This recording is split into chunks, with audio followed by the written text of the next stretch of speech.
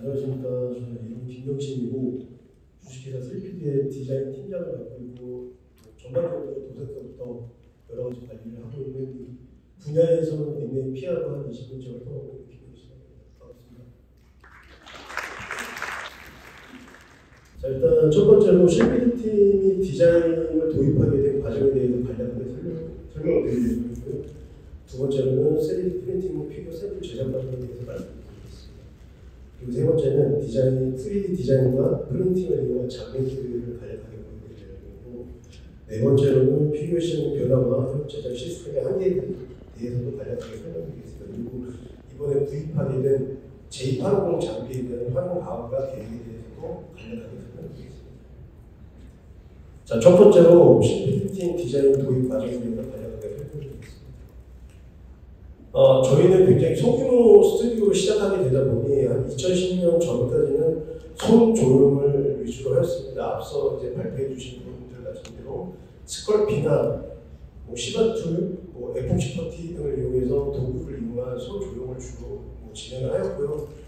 그 당시만 해도 3D 디자인을 통해서 작품 활동을 한다거나 이런 걸 업계에서 약간 좀 활용받지 못하고 약간 분위기상 하대하는 분위기도 있었습니다. 진정한 작가라면 손으로 작업을 해야지 3D 디자인을 한다는 건 말이 안 된다 분위기가 좀 있었기 때문에 다들 좀 약간 3D를 도입을 하면서 꺼리는 분위기가 좀 있었지만 저희는 설계 쪽에 캐드도 마찬가지였고 미리 선점하지 않으면 나중에 뒤처질 것 같다는 생각에 좀 그 당시에는 큰 비용이었지만 거침없이 투자하게 되었고 지금 좋은 결과를 맞이하게 된 것 같습니다. 그리고 그 당시부터 시작된 3D 프로그램은 질그러시가 거의 주류였고요. 프리폼은 이제 가격이라는 진입장벽이 좀 높다 보니까 많은 분들이 선뜻 이거를 도입을 하시기가 좀 꺼려하셨던 것 같습니다. 그래서 어쨌거나 그 당시에 도입이 시작된 시점을 시작으로 3D 디자이너 분들이 좀 많이 배출되셨고 업계에서도 좀 그거에 관련된 색다른 도전이라든가 그런 결과물들이 조금씩 보이게 된 것 같습니다. 일단 저희가 3D 디자인을 도입한 후에 이제 그 3D 프린팅 장비도 같이 구입을 해야 되니까 여러 가지 장비를 좀 검색을 하다가 저희가 그 당시에 3D 시스템즈사의 DP3000이라는 장비를 알게 되었고 그 장비가 제가 알기로는 그 당시에는 덴탈용으로 많이 좀 사용을 많이 하셨던 장비였어요. 그래서 저희 피규어 쪽에서는 도입을 많이 못하다 보니까 그 장비를 피규어 전용으로 나온 게 없다 보니까 주얼리랑 그 덴탈용으로 사용하시던 장비를 제가 추천받아서 구입하게 되었고 그 당시에도 비용이 좀 굉장히 좀 비쌌었지만 물론 지금도 싼 건 아니고요. 잘 사용을 해오다가 중간에 저희가 좀 한계를 느끼고 지금은 동사의 이제 프로젝트 MJP 2500 장비를 교체를 해서 이제 마스터 부품을 생산하는 데 사용을 하고 있습니다. 그리고 이제 저희가 장비를 도입하고 난 이후에 앞서 이제 발표자분께서 설명해 주신 이제 W 뮤지엄이라는 곳에서 의뢰를 받아서 제가 모욕을 시작하고 가장 큰 프로젝트를 진행하게 되었고요. 48대짜리 분담을 제가 제작을 맡게 됐고 부품 수가 지금 정확하게 알 수는 없지만 1000개 정도 넘어갔던 것 같습니다. 그래서 디자인하고 출력하고 나머지 과정을 거치는데 완성까지 대략 한 1년 정도 시간이 소요됐던 것 같습니다.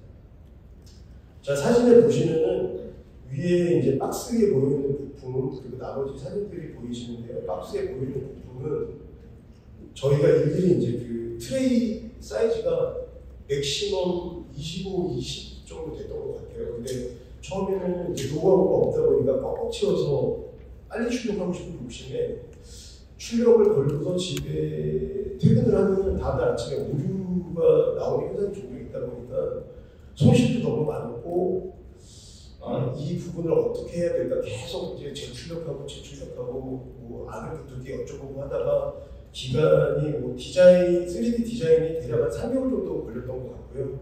출력은 오류 수정하고 재출력하고 이런 과정까지 포함해서 한 4개월 정도 걸렸던 것 같고 샌딩은 다 아시겠지만 이 정치는 큰 작품들은 어떻게 보면 약간 무시할 수 있는 부분이기는 하는데 약간 이 초정리를 원하시는 이 콜렉터분들이 분들이나 이렇게 의뢰를 하신 클라이언트 분들이 이런 부분들을 용납이 안 된다고 말씀하시는 분들이 종종 계십니다. 그래서 그분들의 눈높이를 맞추기 위해서 샌딩을 2차, 3차 후가공을 진행을 하는 경우가 종종 있기 때문에 이 작업도 마찬가지로 한 4개월 정도 진행이 된 것 같습니다. 그리고 샌딩이 끝나는 대로 바로바로 도색을 진행하였어도 이제 샌딩이 다 마무리되고 나서 도색을 쭉 진행을 했는데 한 달 정도 걸렸던 것 같습니다. 그래서 나중에 시간이 지나고 나서 총 시간을 계산을 해보니까 대략 한 1년 정도 그 정도 시간이 소요됐던 것 같습니다.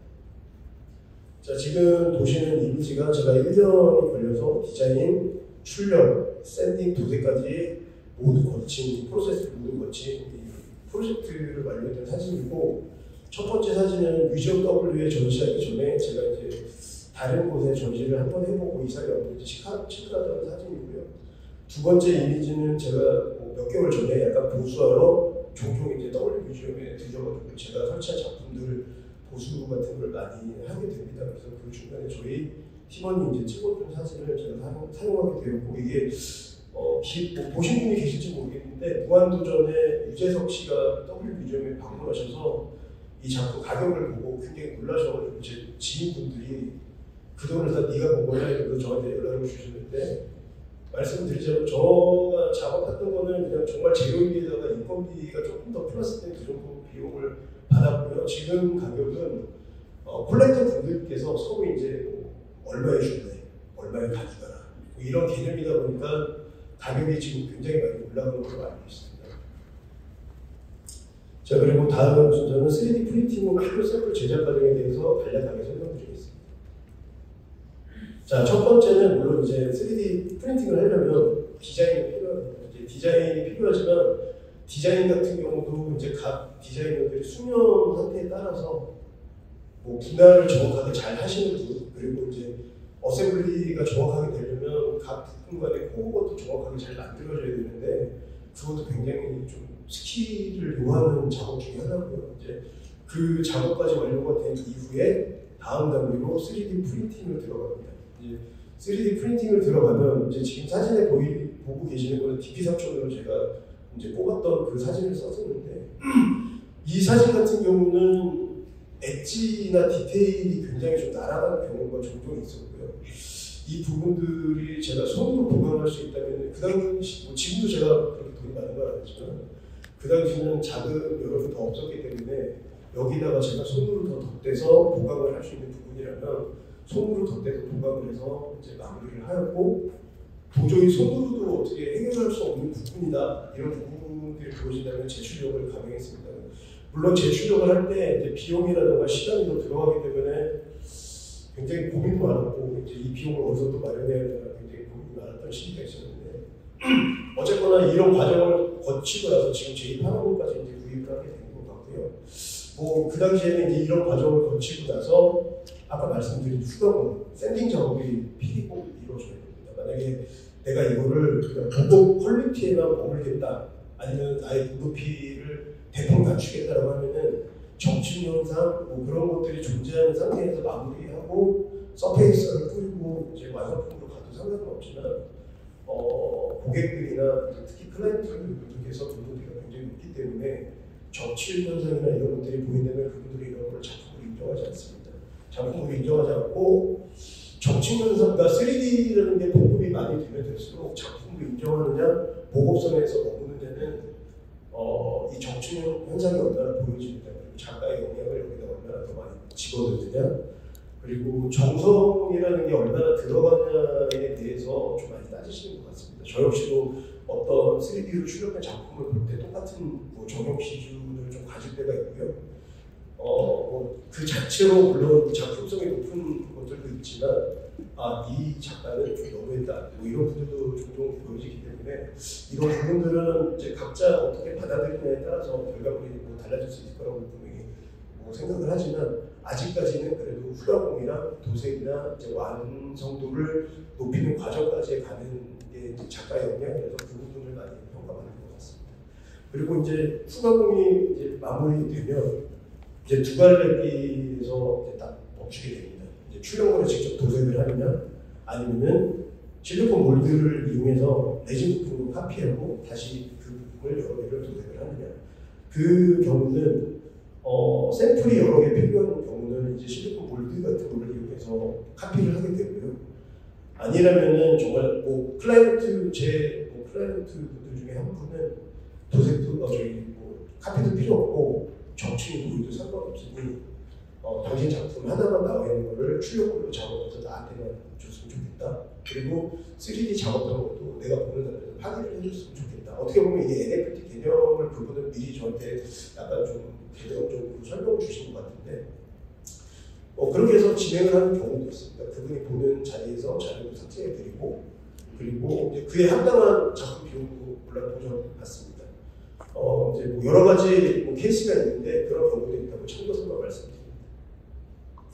자, 그리고 다음 순서는 3D 디자인과 프린팅을 이용한 장르를 간략하게 보여드리도록 하겠습니다. 자, 첫 번째 작품을 보실 분이 계실 수 있을지 모르겠지만 저희 회사를 조금 업계에서 조금 유명하게 만들어주는 작품이었고요.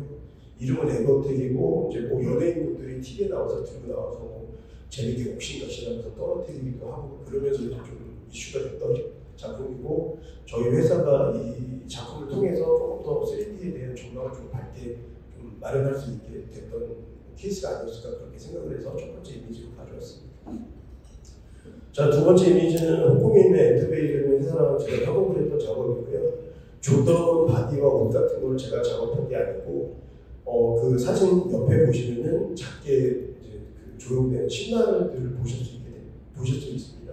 그래서 제가 이 신발 조형을 이제 디자인서부터 출력 도색까지 완료해서 중국에 샘플을 넘기게 됐는데요. 이렇게 작고 정교한 작업을 처음 하다 보니까 굉장히 좀 고생도 많이 했던 기억이 있고 특히나 신발끈 같은 경우는 두께가 뭐 한 0.3mm, 뭐 0.5mm만 돼도 거의 뭐 버니어킬리프스 체크하기 힘든 두께인데 그거를 조형으로 구현을 하다 보니까 레진으로 복제한 이후에 이제 미성형이 돼서 나오는 경우도 종종 있었고 이 작업을 통해서 좀 많이 노하우가 쌓였던 계기가 된 것 같습니다. 그래서 사진으로 제가 또 현장에서 한 두 번째 사진으로 가져오게 됐고요. 자, 세 번째 사진은 이제 뭐 그 맨 처음에 보여드렸던 에거텍 이후에 저희 회사에서 나름 뭐 금전적으로 좀 여유를 많이 갖게 된 그런 프로젝트였습니다. 이거는 키즈네이션이라는 이제 그 제품 이미지고요. 홍콩에 있는 저희 파트너 회사 키즈네이션이랑 이제 그쪽에서 대량으로 양산할 수 있는 라이센스를 취득해 오면 저희가 디자인을 하고 샘플을 제작해서 중국에 이제 파일과 저희가 샘플을 넘겨주고 대량 양산된 제품으로 이제 뭐 중국이나 북미 쪽, 한국 쪽에 유통을 하게 돼서 사업을 진행했던 그런 프로젝트 되겠습니다.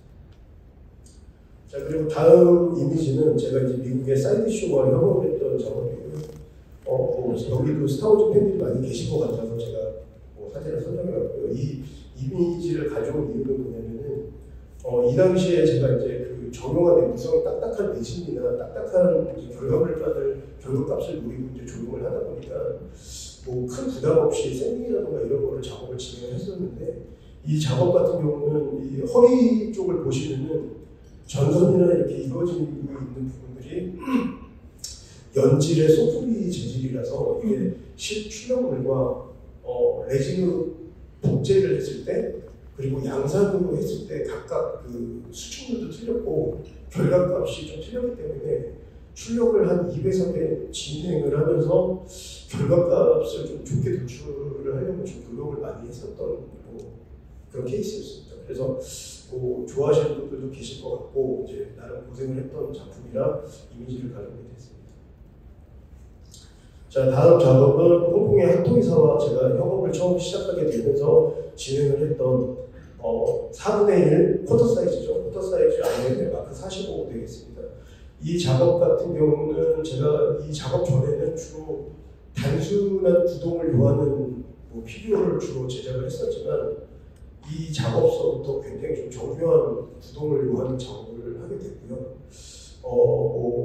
각 부분들이 정교하게 맞물려서 움직여야 되기 때문에 출력을 해서 점검하는 과정에도 제 출력이 정말 많이 들어갔고 제가 공학을 전공을 하지 않다 보니까 제 출력과 제 설계를 통해서 이제 나름 노하우를 쌓아가는 계기가 좀 됐고요. 아이언맨이라는 걸 처음 접하면서 이 분야가 굉장히 재미있구나를 좀 느끼게 됐습니다. 그래서 이 이후로도 핫토이랑 아이언맨 그 프로젝트를 같이 여러 개를 진행하게 됐습니다.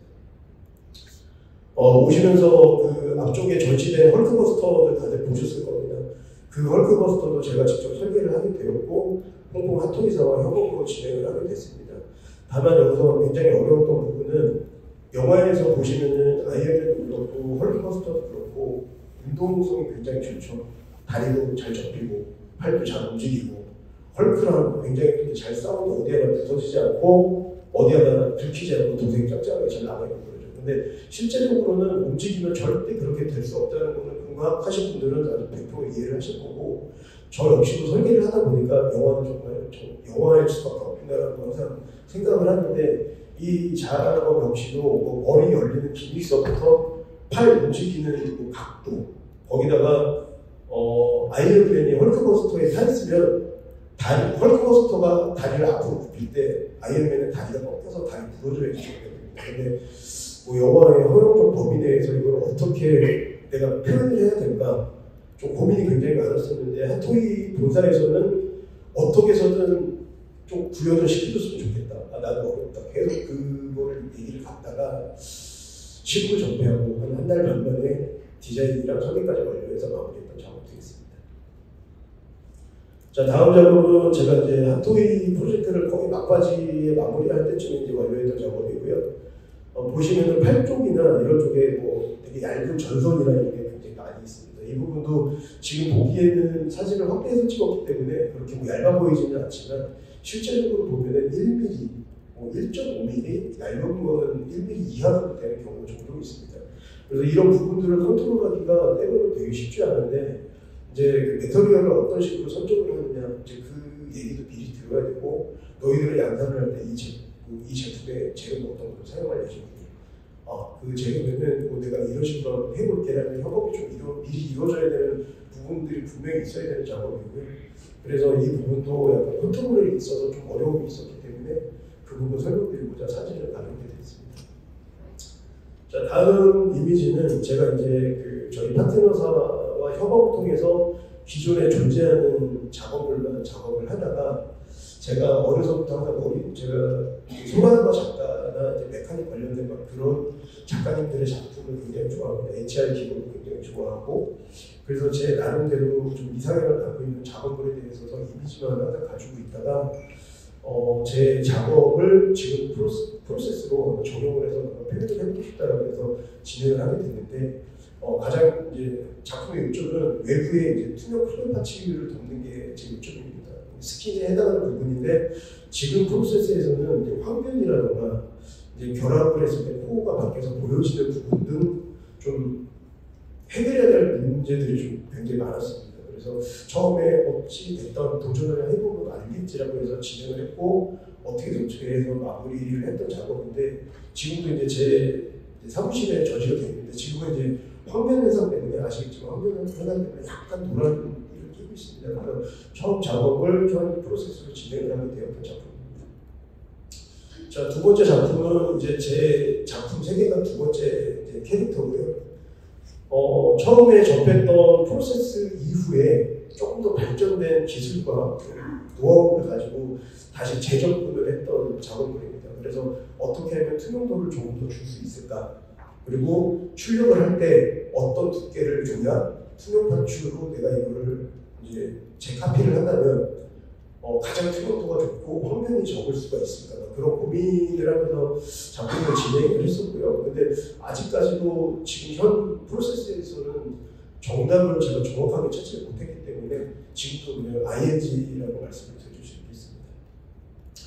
그리고 지금 이미지 같은 경우는 정통 피규어는 아니고요. 뭐 쉽게 보실 수 있는 기회가 없을 것 같아서 제가 이미지를 가져왔습니다. 이 작품 재료 같은 경우는 24K 순금 1kg 반을 녹여서 작업을 한 이제 피규어고요. 피규어라고 설명하기보다는 주얼리에 가깝다고 저는 생각을 합니다. 뭐 가격대로 따지면 일단 억 단위를 넘어가는 작업이 되겠고요. 일단 과정은 주얼리에서 많이 진행을 하시는 3D 조형을 하고 3D 프린팅을 해서 그걸 몰드에다 씹어놓고 그 프린팅된 마스터 샘플 그 부품들을 녹여내고 다시 그 안에다가 이제 금 재료를 녹여서 붓고 캐스팅하는 그런 과정이 되겠습니다. 그래서 이 작업을 통해서 주얼리 쪽도 꼭 뭐 북돼지나 뭐 거북이 꼭 그런 거를 떠나서 캐릭터 같은 쪽에도 좀 적용을 시켜서 좀 재밌게 좀 진행을 해볼 수 있는 방법도 있겠구나 뭐 이런 생각을 하게 됐고 그 뒤로도 몇 작품을 하게 됐는데 대표적인 이미지 이거 하나를 좀 가져오게 됐습니다. 자 지금 이제 네 번째로는 피규어 시장의 변화와 현 제작 시스템의 한계에 대해서 간략하게 설명을 드리겠습니다. 코로나 이전에는 헐리우드 슈퍼히어로 무비의 흥행이 굉장히 좋았습니다. 그래서 업계도 한 10년 동안 굉장히 호황이었다고 저는 생각을 합니다. 근데 그 기간 동안 신규 브랜드도 굉장히 많이 생겨났고 가격 경쟁력도 심해졌고 퀄리티 경쟁 이슈도 굉장히 좀 수위가 높아지게 됐습니다. 근데 그 기간이 지나고 나서 코로나 이후에는 슈퍼히어로 무비가 지금 뭐 죽수고 있죠. 그래서 굉장히 인기가 없는 상태고 경제 상황도 지금 굉장히 안 좋다고 저는 알고 있습니다. 1차적으로 경제 상황이 안 좋으면 콜렉터분들께서 수집부터 뭐 수집을 멈추시고 돈을 아끼시기 때문에 저희는 가장 그걸 피부로 먼저 느끼게 되고요. 그리고 시장의 구매층이 초저가 피규어를 찾는 쪽이랑 초고가의 소량 희소성 높은 아이템을 찾는 쪽으로 간격이 조금씩 넓어지고 있는 것 같습니다. 현 시점의 한계점이 뭐냐면 저희 피규어 쪽에 국한돼서 말씀드립니다. 현재 전반적인 시스템은 대량 생산을 위한 라인으로 갖춰져 있습니다. 원형 디자인해서 출력하고 파일을 공장에 보내고 샘플을 제작해서 양산 몇만 개를 생산한다.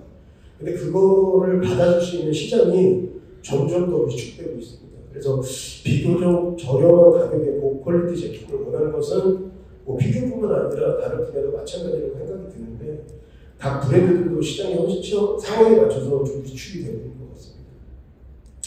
자, 이번에 구입하게 된 제2파는 환원 방안에 대해서 간략하게 설명드리겠습니다.